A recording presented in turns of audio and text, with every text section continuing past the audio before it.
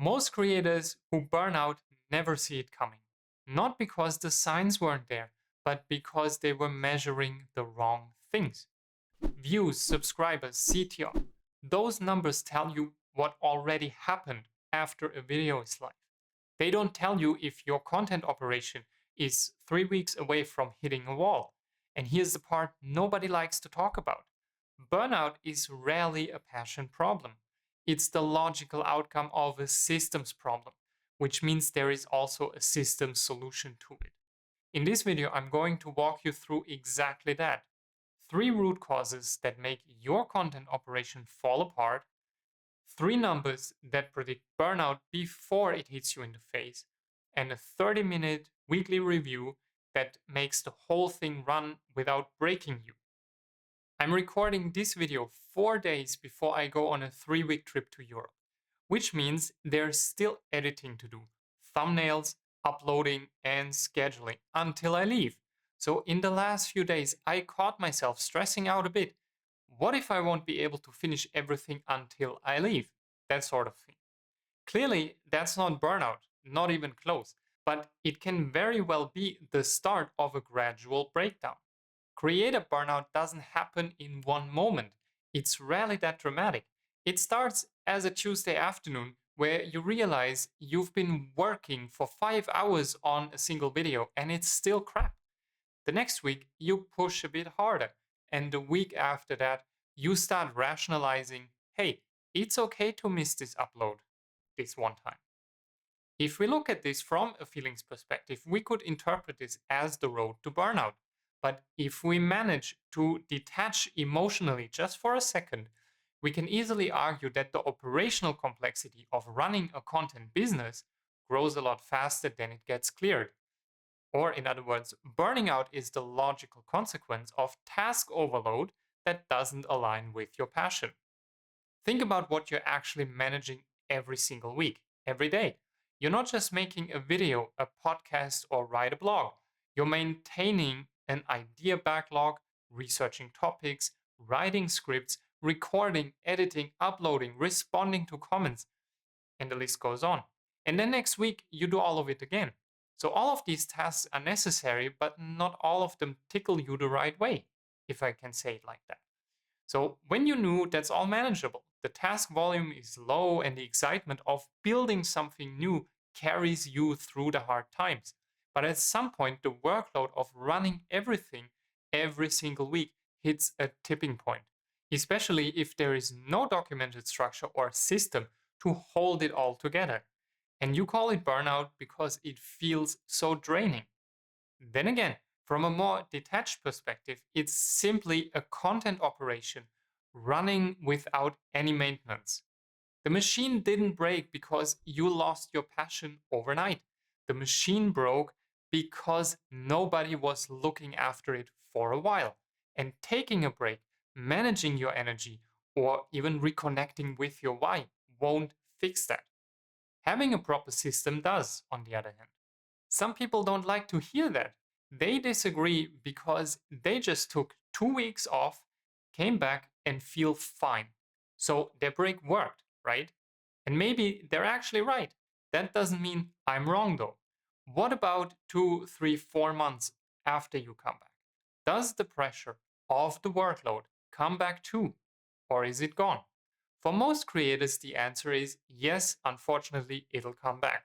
Taking breaks gives you energy, for sure, but it doesn't remove the overall load. And the moment you step back into that unstructured workflow, the pressure comes back as well. Exactly where you left it 2 weeks or 2 months ago. Now, don't get me wrong, my intention here is not to assign blame to anyone personally. That's important because this is a systems issue with a system solution and it's not personal weakness. It's not a character flaw, okay? So the creators who don't burn out aren't better people, whatever that means. They're not working less either. Many of them are publishing more actually. What they've done differently, though, is they've removed decision making overhead from their weekly process. And that's just a fancy way of saying their system carries the weight or the load, not them personally. So they can work at the same intensity without the same cost. Which brings us to a very real question. And it's not how do you recover from burnout, but it's actually what is wrong with the way your operation is built and how do you fix that? So, as it turns out, there are three root causes behind most creator burnout cases. And again, keep in mind, we're not talking about the 157 flavors of symptoms here. This is about structural reasons the system breaks down in the first place. And in each case, the fix is not a mindset shift or a personality makeover. It's a systems design change. Root cause one is lack of load distribution. In practice, this means every week you carry the full weight of your content operation personally.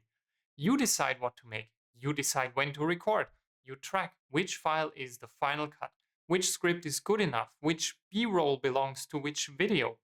Now, as long as the workload is small, that's totally fine. The moment the workload goes up, though, things start to fall apart. And the problem is nothing fails suddenly, it fails gradually or slowly. More decisions per week, slightly more cognitive load with each task, until work that used to take 2 hours now takes 4. And you don't know why, because nothing obvious changed. So, what's actually happening here? That's what we need to ask. Now, every time you sit down to work, you're not just doing the task in front of you. You're weighed down by the entire content operation, where everything is, what's next, what's pending, what's done. That's work on top of work, and it compounds every single week the more complex your operation gets. The obvious fix for this is documentation. Not very sexy, I know, but here is what documentation actually gives you. You never solve the same problem twice. You solve it once, you write it down, and the next time that situation comes up, the process handles it without your mental involvement. I mean, you might still be the one doing the work or the task, but you're not rethinking it from scratch again and again. So ask yourself this: if you went completely offline for a week, could your content pipeline continue? Even partially, could someone else with written instructions pick up where you left off without calling you? For most creators, the answer here is no, which means every week you're the single point of failure in your operation. That's what I mean when I say this is a systems issue and not a passion problem. Those are two very different things with two very different solutions to it. Hey, quick interruption. If this clicks, stay with me for root cause 2 and 3 because they compound. Fixing one without the other two is like putting one piece of tape on a bucket that has 3 holes. The full picture is what makes the fix work. Now, root cause number 2 is lacking a circuit breaker, or in other words, lacking a rule that says, when this happens, I automatically do this. The advantage here is that I don't need to make a decision in the moment. It was already made in the past when I was calm and thinking clearly. Having rules is like thinking in advance. Most creators don't do that. They have a general sense that they should slow down when they're tired or take a break when they feel overwhelmed, right? But I should do something now is not a system. Should requires willpower every time. And willpower is exactly what runs out first when the workload goes up. So here's what that looks like in practical terms usually. You're behind on uploads. You know you're behind as well. You feel it, but there's no clear rule that says when I'm more than 2 videos behind, I stop fiddling with the new ideas until I've cleared the backlog. So instead, you keep planning, you keep setting goals, add new goals, keep adding to the list, right? While the gap between what you plan and what you publish keeps growing. I know what you're thinking. I can't just stop reacting to trends, or, well, if I take a break from ideas, I'll lose momentum. I get that, but consider what it's costing you more. Missing a trend cycle or burning out for 6 weeks or longer. Personally, I would argue that consistency beats being reactive every single time. The fix for this root cause of burnout is straightforward, in my opinion.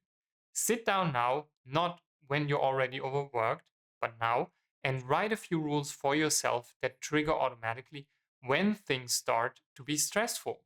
For example, one of my personal rules is if I have less than 2 videos scheduled in advance, I pause the ideate step of my 3 step content pipeline and produce or distribute more videos first, so that I'm always ahead and I can have the flu for a week without freaking out because I'm about to miss the next upload. Whatever the rule is, doesn't matter that much actually. The principle is a lot more important here. You need a pre-made decision ready for the moment you're too tired to make a smart one. That being said, if you're looking for better behind the scenes business organization as a creator, check out my free one-page guide here. It'll help you identify where you can optimize workflows and processes in the background so you can focus more on the creation part itself. Link is in the description below. Root cause 3 that easily triggers burnout is lack of a regular maintenance window. Especially the creative types like to overlook this one because it sounds so tedious. Fact is, most of us already do some version of a weekly review. Maybe you check what's coming up. Maybe you go over your YouTube analytics or clean up your inbox every Friday. But that's not what I'm talking about. A maintenance window or a review here is a dedicated time where you work on the operation, not in it. Not producing content, not responding to comments, not ideating. Looking at the business or the system itself and fixing it before it starts to break. Most creators don't do this, at least not consistently. They're always producing, always moving forward, but never taking a look at the machine they're running until all the tiny friction points grow so big over time that the entire operation suddenly runs at half capacity. And instead of fixing the system inefficiencies, they rather blame burnout or hate the algorithm. I'm not suggesting you spend your weekends auditing everything from scratch. Half an hour once a week is enough for starters. Just half an hour where you ask one question. What slowed me down this week that a documented process could have handled in a fraction of the time? Pick one thing, then document the process, especially if it's a recurring one. Do that a few times for a few weeks, and your content operation will run significantly faster because of that. Not because you worked harder, because you removed the friction. The difference between a creator who burns out at video 50 and one who's still publishing at video 2 or 300 is operational maintenance, using systems instead of just doing the work. It's rarely talent or work ethic. The take home message is that creator burnout is not a motivation failure or lack of passion. It comes from 3 operational or systems failures. We have no load distribution, which means you carry the full weight of your operation personally every week with nothing documented to absorb any of the stress. And that weight builds with every extra task you take on until it's too much to carry. No predefined rules mean when the workload reaches max capacity, there is no automatic response. When this happens, then I do this. And no maintenance window means the inefficiencies in your workflows never get resolved. They build up, they build up, they build up, and the operation gets more complex the longer you run it, not less. When these root causes exist long enough, burnout is the logical consequence. Personally, I do not want to go down that rabbit hole again, so I think about it this way. I'm not the person who does the work. I'm the person who designs the system that does the work. Thinking like that means I need to step outside the content production cycle long enough to look at it from the outside, see what's breaking, and fix that before it breaks me. Okay, next we go from defining the warning signs to recognizing them properly. Most creators don't see burnout coming until it hits them square in the face. And it's not because the signs weren't there. They're simply too focused on the wrong metrics. They're tracking CTR, total views, subscriber, engagement rates, and whatnot. The problem with these numbers is that they all measure what has happened already. You can't measure future views or future subscribers on videos that haven't been published yet. CTR, total views, or subscribers don't tell you if your workload is manageable behind the scenes or if your content pipeline is heading for a wall. So most creators only realize they burned out when burnout is already here, which means they had no time to do anything about it. And I speak from personal experience here because I learned that the hard way. If you're struggling with your workload as creator, you constantly feel behind and the pressure is actually building at the moment, I have three numbers for you that'll help you get in front of this now before burnout becomes real. Fact is, what isn't measured cannot be improved. The whole idea with tracking CTR, total views, and so on is to improve our videos. But there is a huge disconnect between making better videos and running an entire content operation without burning out. New subscribers rolling in and your views going up don't mean anything if your content operation gets so complex over time that burnout is the logical outcome. And it doesn't happen overnight, it's a gradual process. First uploads are a little late. The list with topics keeps growing faster than ideas can be turned into content. And then there's the occasional missed upload, which eventually turns into 2 or 3 weeks of no upload at all. So that's not a sudden failure, it's a slow one. And somewhere between that first late upload and 3 weeks of no upload at all, there were signs that the pressure was building. But if I'm only focused on CTR and views and subscribers, I don't see this and I won't catch it in time. Interestingly enough, like any outcome that builds gradually over time, we can measure burnout before it's happening. The problem is most creators are looking at the wrong numbers to do that. As I said, views and subscribers tell you what already happened. The numbers I'm talking about measure what's about to happen. Three metrics or three numbers, and each one tracks a different part of your content operation. I'll walk you through what they measure and what to do when the numbers are off. And at the end, I'll give you a single rule that connects all three of them. So definitely keep watching to the end. The first number to keep an eye on is what we can call content debt. It's simply the gap between how much I plan to publish and how much I actually publish. So I take the number of videos I intended to publish last month or the month before and deduct the number I actually published. That difference is my content debt for that period. So let's just say I wanted to do 4 videos and I ended up publishing 3. Then my content debt is 1. Now, if the following month I plan to do 4 and publish 2, my running debt goes up to 3, 1 plus 2, because the numbers accumulate here. There is no resetting your content debt at the end of the month. And this matters as a burnout signal, not just as a content output problem. Every piece of content I plan but I don't publish doesn't appear from my mental workload, right?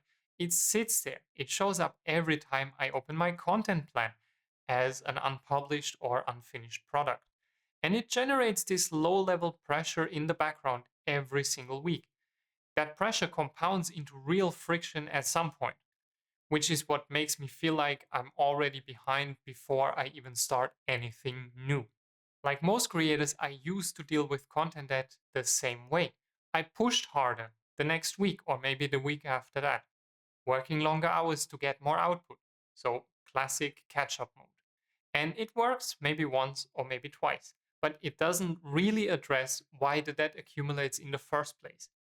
The same work routine that created the gap last month will recreate it next month as well, unless I do something about it upfront, not after the fact. So I came up with this warning threshold for myself. If my content that is growing for 3 weeks in a row, that's a red flag.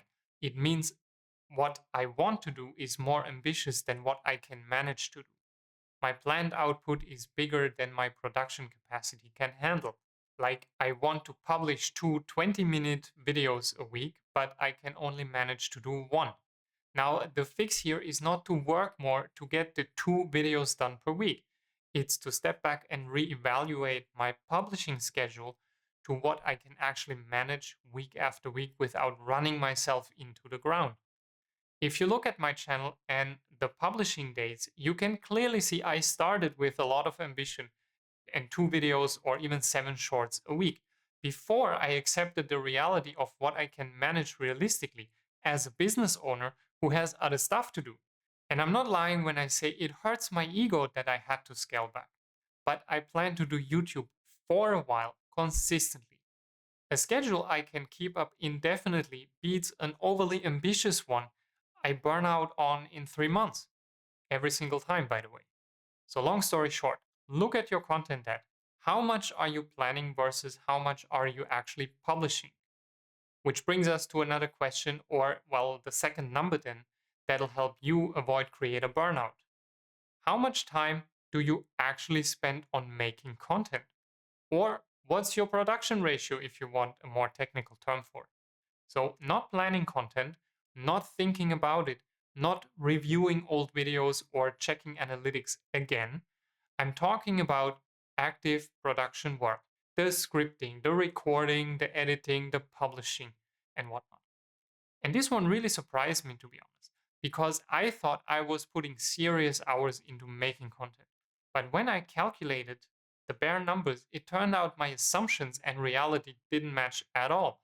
I spent way less time making content than I thought I would. And here's how you can calculate that.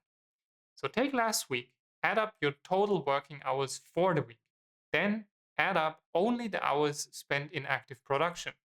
Divide production hours by total working hours and multiply by 100. That's the ratio in percent. For example, last week I worked 47 hours and I spent 16 hours on active content production. So my ratio here is 34%. That means I only spend roughly a third of my time on content, 2/3 on something else that's not content production. All of this is work, but none of it is content production. So I dare you to run the numbers here. Chances are you think you do a lot more content than you actually do, because there is a ton of anything else that needs to be taken care of. The emails, the searching for files you know you saved somewhere on 5 different hard drives, the thumbnail tweaks on videos that are 2 months old. Now, don't get me wrong, these things are important and they can't be ignored for sure. Like, no doubt about it. Hashtag admin matters. Yeah. So, I'm not suggesting you eliminate that to push your production ratio to 60 or 70%. I'm suggesting you measure it in the first place. So, you know what's actually happening with your time instead of assuming you're spending it on content creation when in fact you're not. Because here's the thing, if your production ratio consistently drops below 30%, your operation is completely upside down. Less than a third of your entire work week goes toward content production, the thing your business model is built on, supposedly. Now, the supporting tasks are consuming more time than the content itself. And that is not a motivation issue or lack of passion on your part. That's an efficiency problem within your system, which means there is a system solution to that. Personally, I have my threshold set to 30%. Below that, and I'm in the red. But my fix is not to add more working hours to my week to compensate for that. It's to identify which tasks repeat without variation and then build a system around them one by one. I'm talking about little things like a file naming convention I set up once and I never question again. Or bigger things like the metadata package template that I can reuse for every future video. You can call these things 1% improvements if it makes you feel better. They don't look like much by themselves, but put together, they give me back serious time I would waste on inefficiency otherwise. And they definitely shift my ratio without adding extra hours to my week. Chances are you want the same thing, better output in less time. For that, you need effective operational systems, though, not just for YouTube, but for the behind the scenes business aspect of it all, especially if you're a one man or a one woman show. And that's exactly why I put together my free one-page solopreneur operating system here. It gives you a simple structure for running your business alongside content creation workflows with more clarity and a lot less chaos. Link is in the description below. Okay, so if you do not want to get surprised by burnout, there is one more number you should consider. and it's a bit of an odd one. How many days has it been between your last published video and the next one being ready for shooting? If we look at the 3-step content pipeline, it's the time between the distribution step finished and the next production step starting. So how long does it take you to go through the loop? For example, if I publish on Wednesday and by Friday I shoot the next video, my recovery time or lag would be 2 days. If it takes me until the Wednesday after to shoot, it's 7 days. Now, why does this matter? Well, basically, content that first number we looked at tells you something already went wrong in your system because you start building up a pile of unpublished content. Production ratio, the second number, tells you the system is under strain right now, especially if you spend less than a third of your total working hours on content creation. But recovery time tells you something is about to go wrong before the debt accumulates and before the ratio even drops. It's the earliest of the three signals because it looks at the front end of the pipeline or the ideate step. When there are no new ideas being developed, the rest of the operation doesn't slow down gradually in this case. It immediately stops. This happens when I sit down to plan another video, but I have no ideas. Or I start drafting a script, then delete it, start a second one, and end my workday with nothing usable. Most creators think of this as writer's block or, well, creative block, algorithm fatigue, or a sign they've run out of things to say. It's not. It's a broken ideate step within that content pipeline. It doesn't matter how creative you are. If ideas don't move fast enough to publishing, the system breaks eventually. You simply can't publish what you haven't produced yet. That's why my goal is to never start a video completely from zero. So I make sure I have a list with content ideas that I refill regularly. And I mean, nowadays it's easier than ever to do that. 15 minutes of keyword research or a conversation with any AI tool like vidIQ will do the trick. I literally use this prompt here. Given my last 3 to 5 published videos, what's the next topic cluster I can make 2 to 3 videos about? The result is not always on point, of course, but it gets me thinking so that when the time comes to do the next video, I do not completely start from zero. Maybe that's not a hardcore metric after all and more of a feeling I'm after. But I can tell you from personal experience, this one lets me sleep at night because I know I have ideas for the next few weeks. That being said, there is a rule we need to talk about now. Now, generally speaking, I do not freak out if one of my three numbers isn't working out. When I go on vacation, I already know my production ratio is pretty much going to zero during that time. I might even miss an upload or two, but that doesn't mean I'm at risk of burning out or that I need to restructure my whole content operation here. One metric being off every once in a while is not the end of the world. But the rule is when two metrics or two numbers are in the red for more than 2 weeks, I need to take a step back and see what's going on. Because it's a warning sign within my content system, not just another couple of hard weeks I should compensate for by hustling harder or working longer hours. I want to identify immediately if I'm running out of ideas, if I'm spending 80-90% of my time on anything but content creation, or if I'm actually missing uploads completely. The goal with all of this is not to have perfect numbers all the time. The goal is to have visible numbers. So right now, most content creators out there are running an operation based on their feelings, not metrics or numbers. And feelings are the worst warning system there is. Why else would people get hit in the face with burnout that they didn't see coming? The signs were there after all. Burnout is rarely a motivational failure. I can't say that often enough. For most content creators, it's the logical outcome when their workload gets too complex for them to handle without clear systems. In the previous part, I talked about the three root causes building on each other until the operation collapses. Lack of load distribution, no circuit breaker, no maintenance window or review. Those help to figure out what causes your system to be under pressure. Now, with the three numbers on top of that, we've built a measurement layer, and that'll help you get in front of any system failure potentially coming your way, potentially leading to burnout. Content that tells you whether your planned output is higher than the capacity you can handle realistically. Production ratio, the second number, tells you if your content creation is consumed by all the other stuff you do. Recovery time, the third number, tells you if your front end or your pipeline is about to run dry. And the rule we talked about gives you a clear pre-made decision about when to stop and reassess.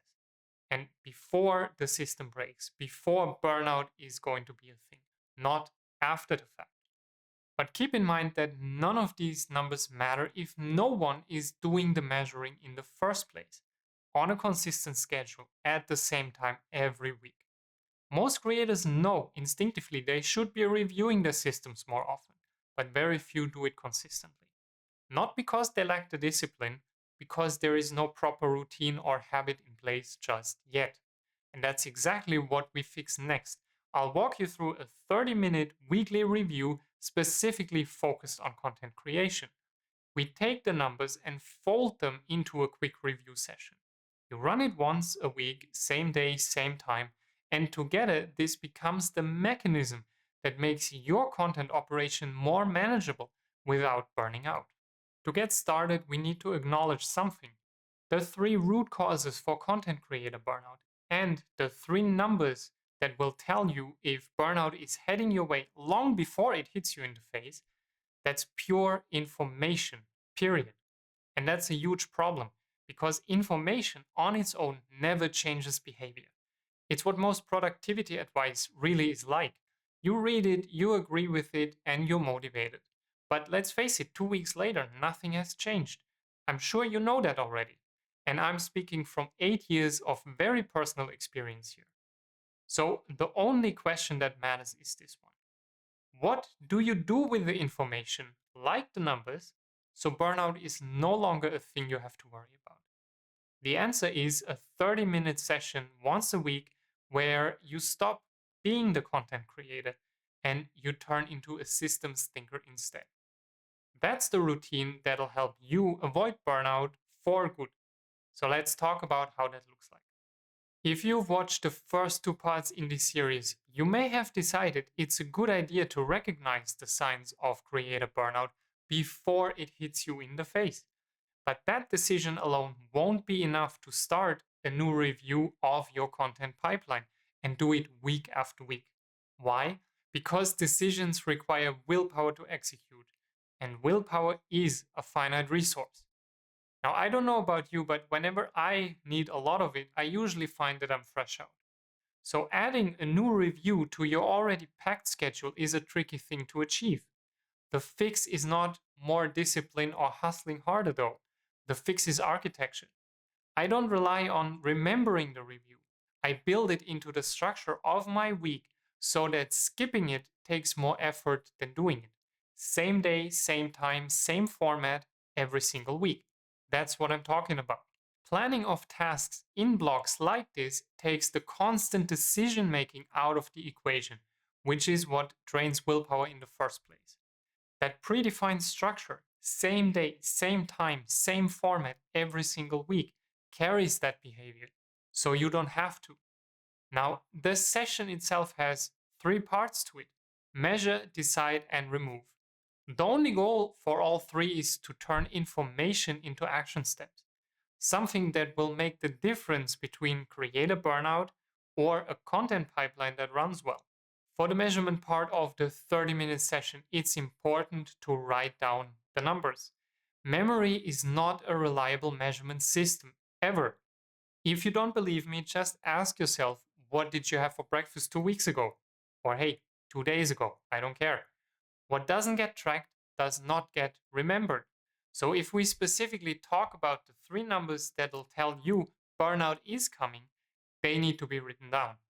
Ideally every week, so there is a trend forming. For example, I ask myself, what's my content at this week? How many videos am I behind on my plan? 1, 2, maybe 5, or am I on schedule? Same goes for my production ratio. How much time did I actually spend on making content this week? 40, 50%, or less than 30? How much time did I spend on other tasks? How long did it take me after publishing the last video to produce the next one? How many days was my recovery time or lag? To be fair, the numbers themselves are not really the point though. The trend is what I'm interested in. Looking at any one week means nothing. One data point means nothing. The trend is what matters. How does your content that look like then? If you're 6 videos behind in your plan, there might be a problem. How does your production ratio look like after 8 weeks, let's say? So if you consistently spend 80% on other tasks and only 20% on content creation, that could be a problem down the road. Collecting the three numbers and putting them in a spreadsheet takes less than 10 minutes each week. It's really not much work, but they will give you a solid foundation for decision making that's based on data and not your personal feelings, certainly not memory. The main purpose of that measure part is to see clearly first when it comes to content creation. Now, the behind the scenes business aspect of it all is an entirely different beast, way more complex. But chances are you want the same thing here, better output in less time without the stress.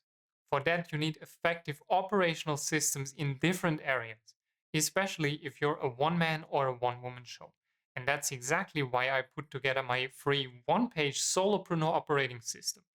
It gives you a simple structure for running your business alongside content creation with more clarity and less chaos.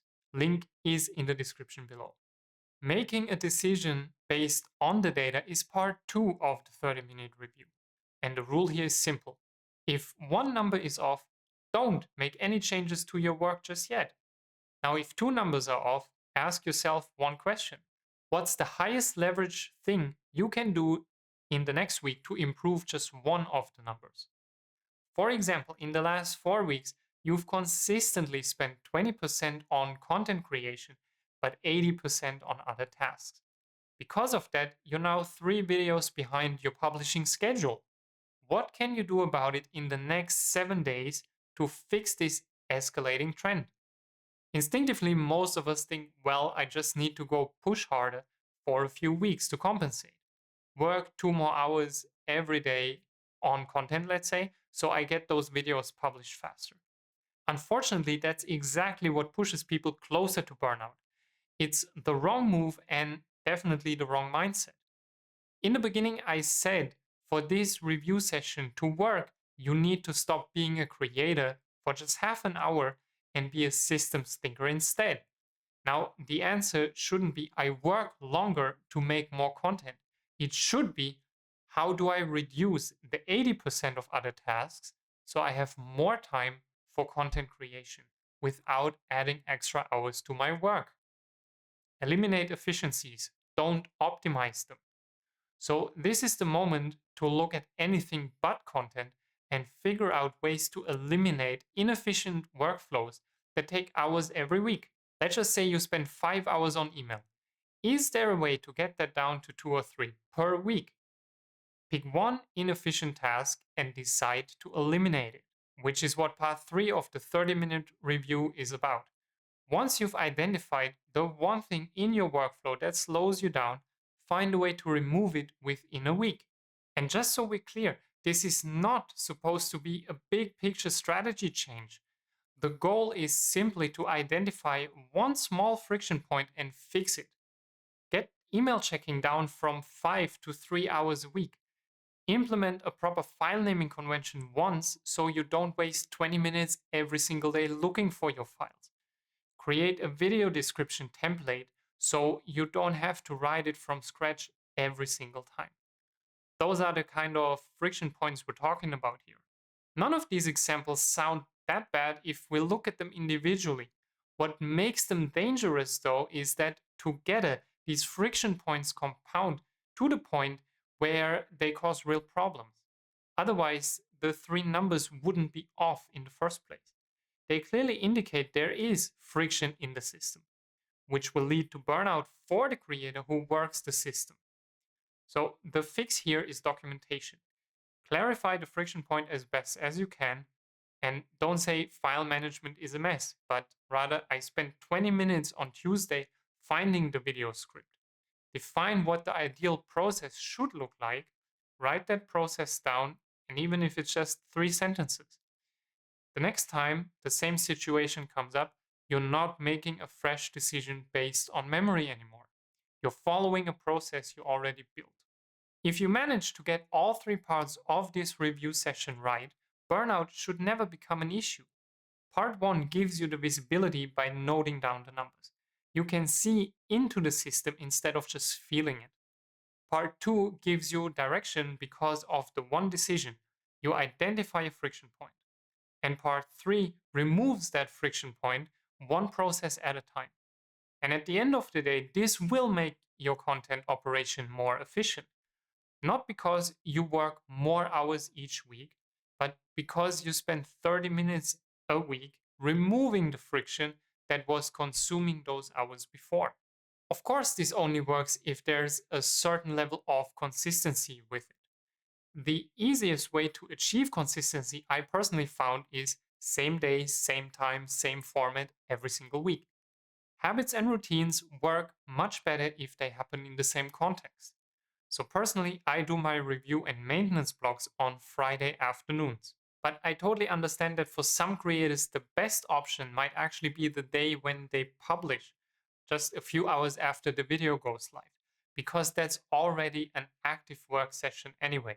So running a 30-minute review right after publishing can actually create a rhythm. Finish off this week's output, assess next week's operation, set the priority for that next cycle. Sunday evening could also work, and you can use the review as your transition between personal time and the upcoming work week. What doesn't work for sure is leaving it unplanned. I'll do it sometime this week when I have a moment. We both know that moment simply won't come. So pick the day, put it in your calendar, protect it the same way you would protect a recording session or a client call, because it is that important if you don't want to dance with burnout all the time. Okay, so part 1 of this series was all about diagnosing the 3 root causes of creator burnout: lack of proper load distribution, not having a circuit breaker, and no review. Creator burnout is not a motivation failure or lack of passion. It's structural failures stacking up until the system falls apart. And the key message is to not treat a systems design issue as a mindset problem or even as personal weakness. Part 2 adds a measurement or a data layer to it. 3 numbers: content debt, production ratio, and recovery lag. Unlike CTR views or subscriber count, they show us how well the content pipeline is working behind the scenes, so that we can take action before burnout hits us in the face. Part 3, the 30-minute review, turns all that information into action. The friction points get identified and taken care of. Ideally, same day, same time, same format every single week. Simply to cut the willpower out of the equation. The ultimate goal with any of this is to build systems that absorb the pressure content creation comes with, so that we, the people who do the content creation, don't have to absorb the pressure personally. That's what the system is supposed to do. Fact is, the creators who still publish at video 300 are not more talented than the ones who burned out at video 60. They're not more passionate either. They're not working harder. They simply build systems that can run for years, not just for a few months. I don't believe my content needs me to care more about it. Neither does yours. It needs a better environment for it to get made. And that environment is this system. Alright, that's it for today. I see you next time.